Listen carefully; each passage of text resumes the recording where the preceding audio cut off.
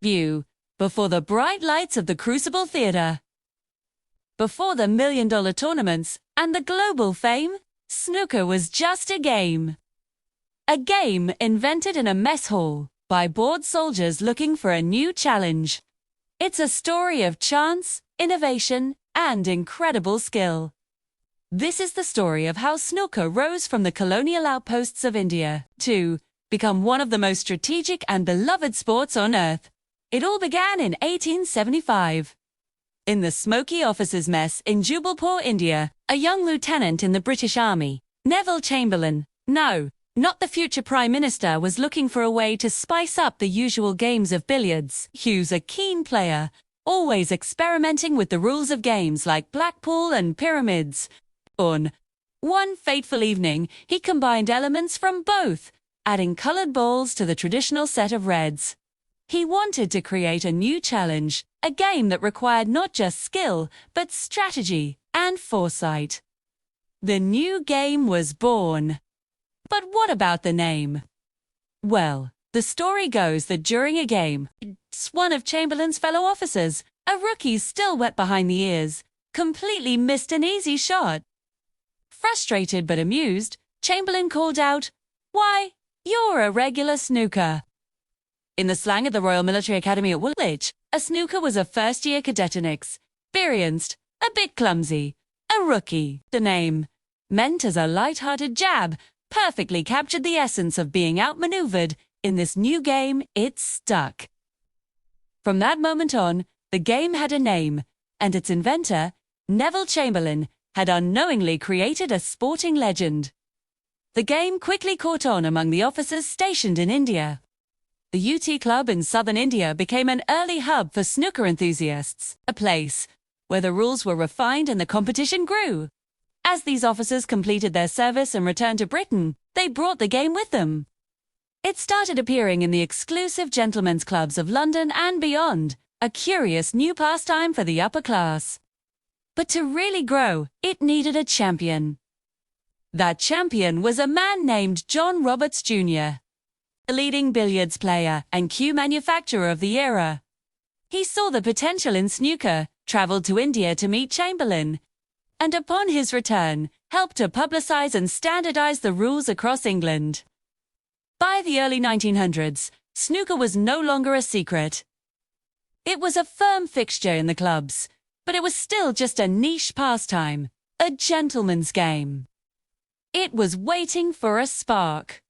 For one man to take it from the smoky back rooms and put it on the world stage.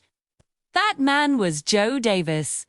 In an era where billiards was king, Davis saw something special in snooker. He was a phenomenal player, but he was also a visionary. In 1927, he organised and won the very first official World Snooker Championship. And then he won it again. And again. For 15 consecutive years. Joe Davis was the undisputed champion of the world. He was snooker's first superstar. But his contribution went far beyond just winning. Davis was instrumental in formalizing the rules we know today.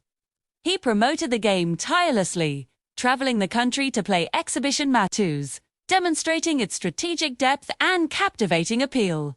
He helped popularize crucial elements like the respotted black, a rule change that added immense tension and drama to the end of a frame. He single-handedly elevated snooker from a pub game into a legitimate professional sport, paving the way for generations of players to come. For decades, professional snooker was defined by Joe Davis, but its real explosion into the public consciousness came with the advent of colour television. In 1969, the BBC launched a new show called Pot Black. It was a simple, knockout tournament format designed specifically for TV, and with David Attenborough, then the controller of BBC Two. Championing colour broadcasting, snooker was the perfect vehicle. The green baize, the gleaming coloured ballsette, looked incredible. Suddenly, snooker wasn't just for the clubs. It was beamed into living rooms across the nation. The show was a massive hit. It turned players into personalities and showcased the incredible skill, drama, and psychological tension of the game to millions.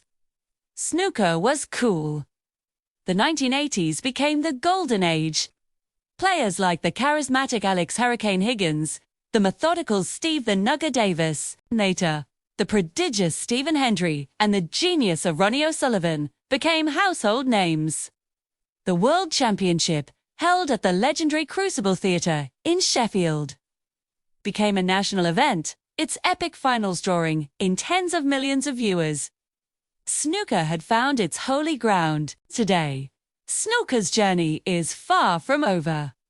It has broken free from its British roots and become a truly global phenomenon. Major tournaments are held in China, Germany, and across the world.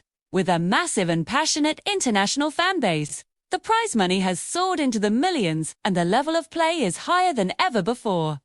From those humble beginnings in a colonial mess hall, from a simple game created to pass the time, it has evolved into a global sport watched and loved by millions. A testament to strategy, precision, and the enduring power of a great idea. And it all started with a joke and a rookie mistake. Thanks so much for watching this deep dive into the history of snooker. If you enjoyed it, please hit that like button and subscribe for more stories from the world of sports. What's your favorite snooker moment of all time?